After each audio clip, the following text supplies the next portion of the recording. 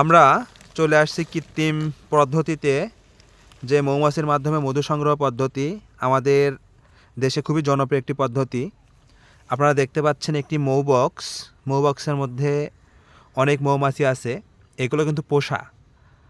আমরা কৃত্রিম উপায়ে যে সরিষা ফুলের ক্ষেতের পাশে এই মৌবক্স স্থাপন করা হয়েছে।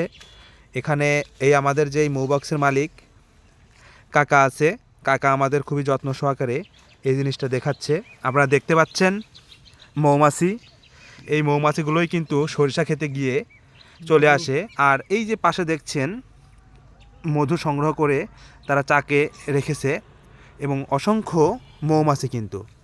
এবং এটা দেখেন কাকা আমাদের দেখাচ্ছে বিষয়টা, কিভাবে তারা মধু সংগ্রহ করে, কিভাবে চাকে রাখে। দেখেন আসলে একটু ভয়ও লাগতেছে আসলে কামড় দেবে কি না।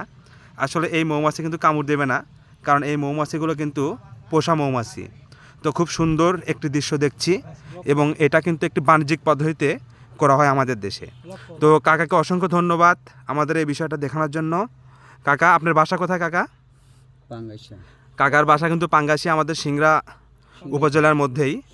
তো অসংখ্য ধন্যবাদ কাকাকে একটি নতুন জিনিস দেখানোর জন্য। ধন্যবাদ।